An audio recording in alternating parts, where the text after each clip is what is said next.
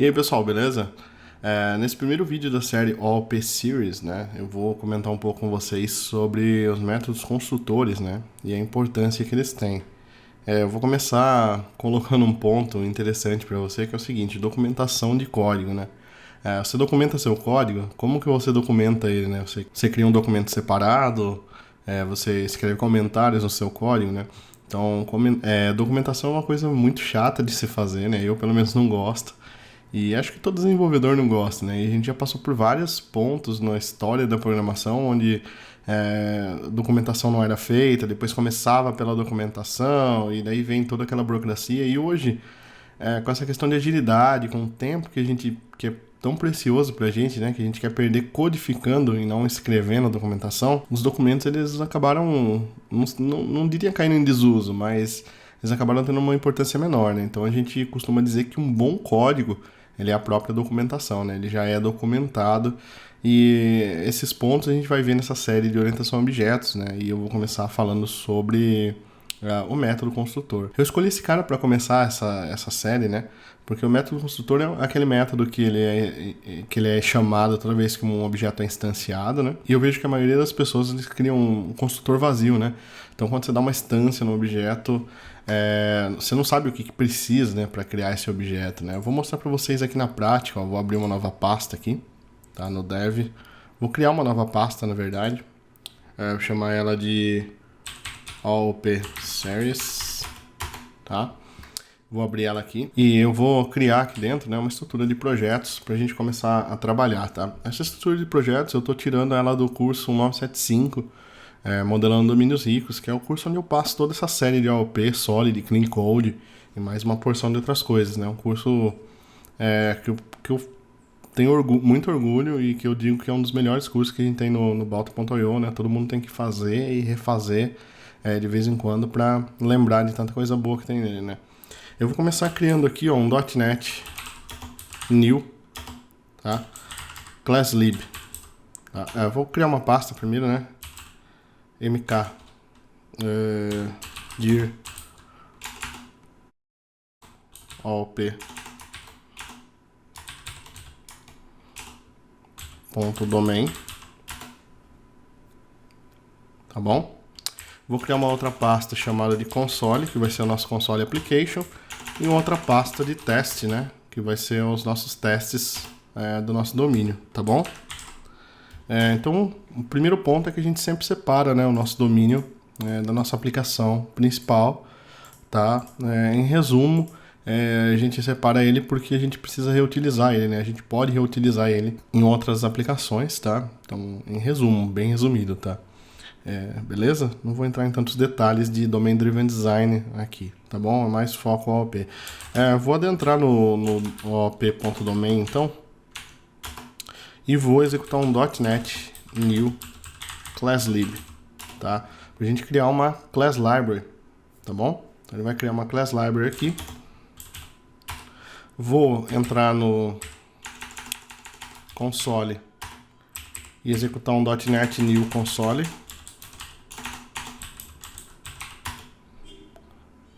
cd ponto. E vou entrar aqui na pasta, dar um clear aqui, cd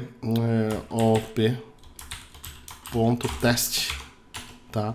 E vou executar um .NET New ms test. Vou criar os testes usando o Microsoft Test mesmo, tá bom? Beleza? cd ponto clear.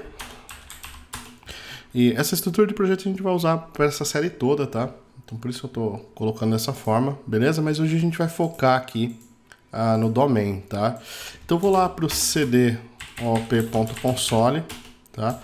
E vou executar um .NET add reference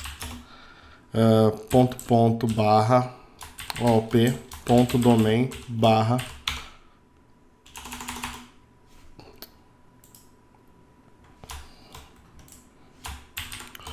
op.domain.csproj, tá? Só pra gente ter a referência aqui, beleza? Desse projeto. Então esse projeto console tem que referenciar o nosso projeto de domínio, beleza? cd.net new sln, tá? Para criar uma solution aqui, né? Para um arquivo de solution pra gente aqui, de poder dar build e teste, tá? Na nossa aplicação de uma forma mais simples, né? E aí, .NET SLN Add, né? O nome do projeto, para ele adicionar aqui, tá? No domain, console e o teste, tá bom? Beleza? Então, nossa solution está criada, né? Nosso projeto está criado aqui. A gente pode agora executar aqui na raiz, né? Um .NET build. Ele deu erro aqui porque a gente criou o nome como console, né? Aqui no nosso namespace. Então, obviamente, console é um nome reservado, tá? Eu vou trocar isso aqui do namespace. A gente só vai usar isso aqui para teste mesmo, para app, tá? op.app. E vou dar um build aqui só para testar, tá bom? Então ele tá passando tudo, beleza? O foco nem é o programa hoje, tá? A gente só vai usar as coisas aqui no programa para facilitar, tá bom? Então a primeira coisa que eu vou fazer aqui, vou deletar esse class 1 que tá no meu domain aqui, tá?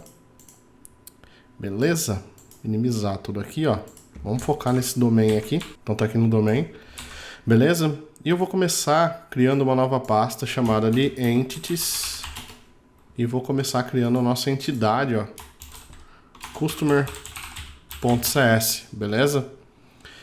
Vou seguir aqui, ó, o namespace, que é a nossa separação virtual, né? Vou chamar ele de op.domain.entities, tá bom? Então vai estar dentro desse cara aqui. E eu vou criar uma public class customer, tá? Pra gente começar a brincar, tá joia? Tá. Qual que é a importância aqui do construtor aqui dentro, né? Então, normalmente, dentro de uma classe, né, a gente tem as propriedades. Então, ó, prop, int id, prop string name, prop datetime, control ponto aqui, tá? Pra ele usar o system, que ele não tá importado lá.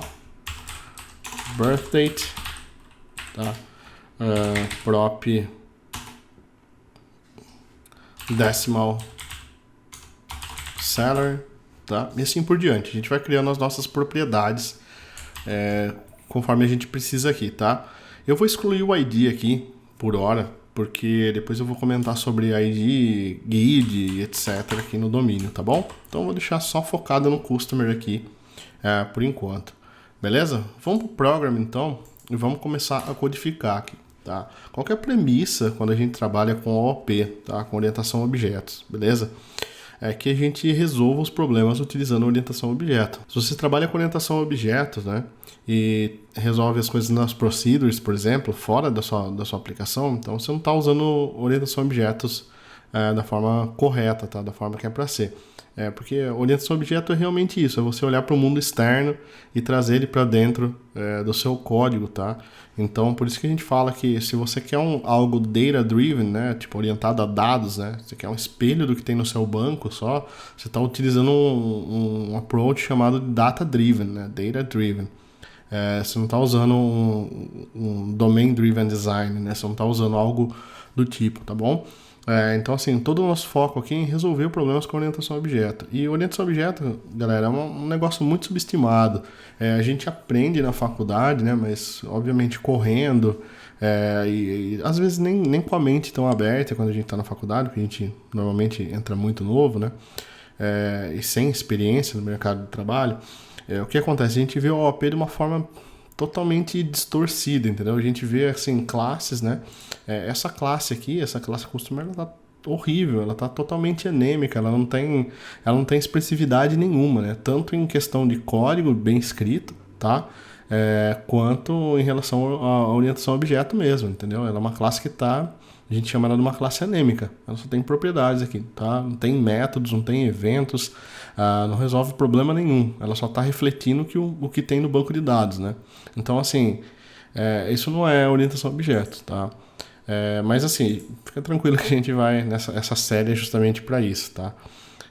Eu vou pegar meu customer aqui então, né? E vou dar uma instância dele aqui, ó. Então, var cust igual a new, beleza?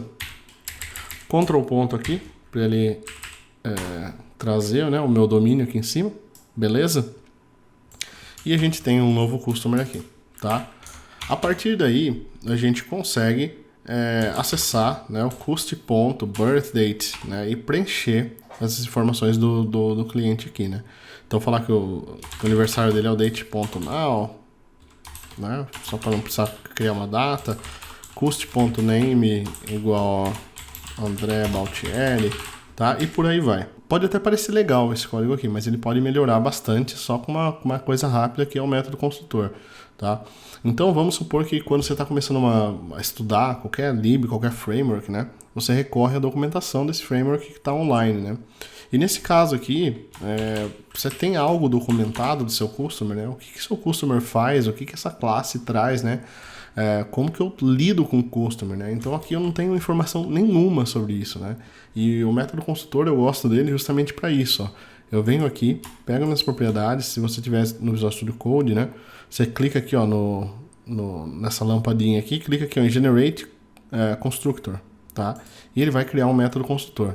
O método construtor nada mais é, tá, do que um método público, né, ou protected, com o mesmo nome da classe.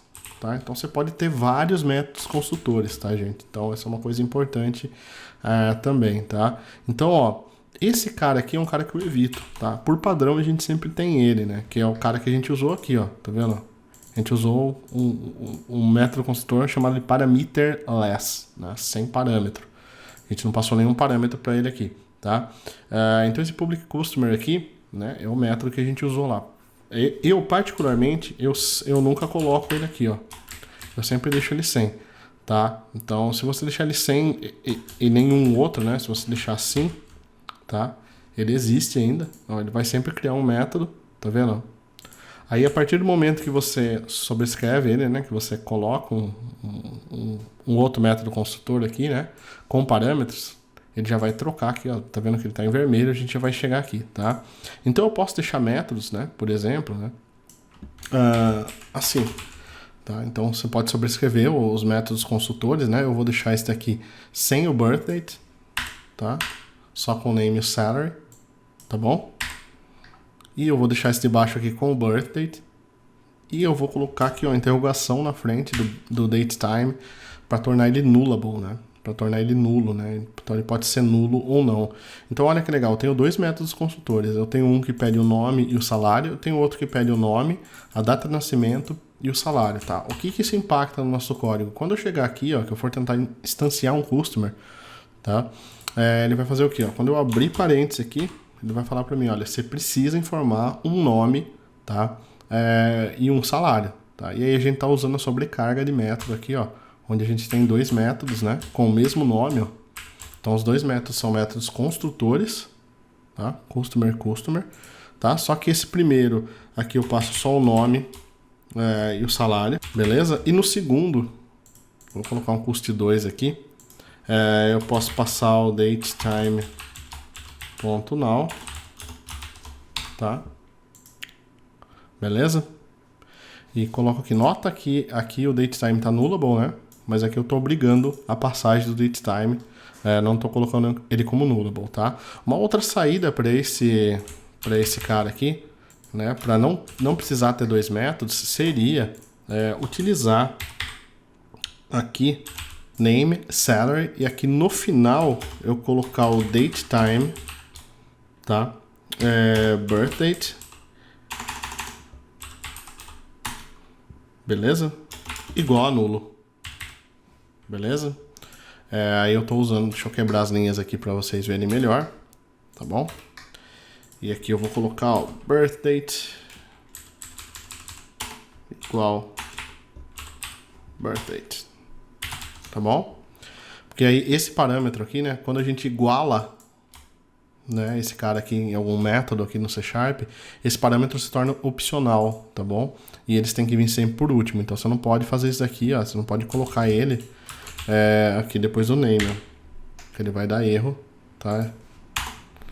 Ele vai dizer que tem um parâmetro opcional e ele tem que aparecer depois de todos os parâmetros que são obrigatórios, tá? Então desse jeito também, ó, a gente mata essa... Só tem que inverter aqui daí, né? Obviamente. tá bom? Deixa eu colocar aqui a vírgula.